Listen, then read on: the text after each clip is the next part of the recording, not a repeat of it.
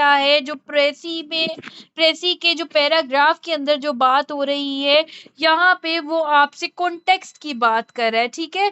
यहाँ पे वो आपको जो है वो टीच मेथोडोलॉजी में बता रहा है, यहाँ पे आपको वो कोई एडवाइस दे रहा है, ठीक है। यहाँ पे आपसे वो कोई जोक कर रहा है। तो ये चीजें बहुत ही इंपॉर्टेंट होती हैं कि आपने मेक श्योर रखनी है कि एक्चुअली में जो preserve and tone and the mood off the author है वो आपके पास मेक श्योर होना चाहिए। 4 चीजों को डिस्कस किया। सबसे पहले जी के you have to understand the original passage, कि कॉन्टेक्स्ट है क्या, एग्जामिनर किस टॉपिक के बारे में बात कर रहा है। फिर आपको क्लियर होना चाहिए कि आपने जो कॉन्वोल्यूटेड वर्ड्स होते हैं उन वर्ड्स को आपने अवॉइड करना है। फॉर एग्जाम्पल, मुश्किल अल्फाज की यहाँ पे बात की जा रही है कि अगर मैंने कहीं पे नफरत लिखना है तो मैं एबर ना लिखूं, मैं हेट लिखूं सिंपल। अगर कहीं पे मैंने यूटिलाइज लिखना है तो मैं वहां पे यूज का भी इस्तेमाल कर सकती हूँ। तो try to avoid and use simple words. फिर उसके बाद जी मेरे पास जी फिर मैंने कहा कि आपको आपके वर्ड्स के साथ स्टिक रहना है। अगर आपका ओरिजिनल पैराग्राफ 400 का है तो आपका 1/3 हिस्सा ही आपकी प्रेसी का होना चाहिए, क्योंकि इट सेल्फ जब प्रेसी की बात की जाती है इसका मतलब होता है कि आप अपनी बात प्रिसाइज करके बता रहे हो, आप उस पैराग्राफ को प्रिसाइज कर रहे हो 1/3 डोमेन में, तीसरे हिस्से में, ठीक हो गया। फिर जी avoid personal opinions, it is very important. अब हम पांचवी बात कर रहे हैं कि आपने पर्सनल ओपिनियंस को अवॉइड करना है।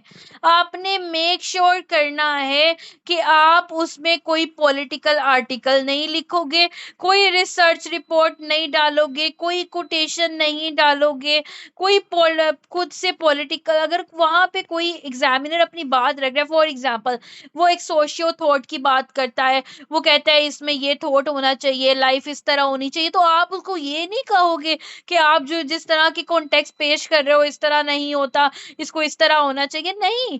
आपने उसकी बात को शॉर्ट करना है, आपने उसकी बात को सिंप्लीफाई करना है।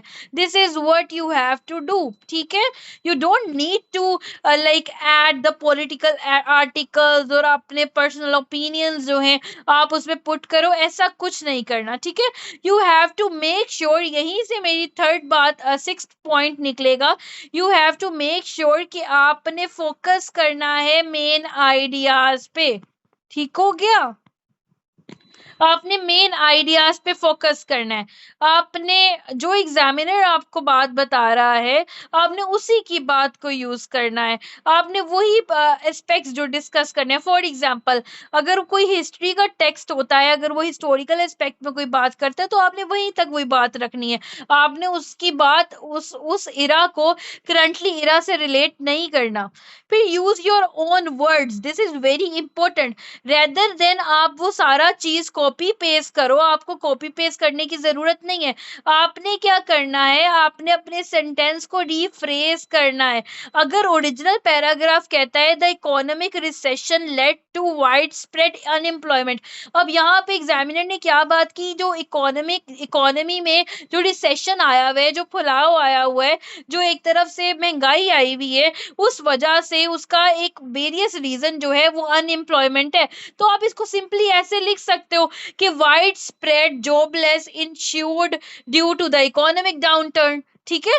तो क्या मतलब हुआ, मैंने यहाँ बात तो वही की लेकिन मैंने अपना लहजा चेंज किया, मैंने अपने वर्ड्स में वो बात की, मैंने उस फ्रेज को रीफ्रेज किया, मैंने कॉपी पेस्ट नहीं किया, ठीक हो गया।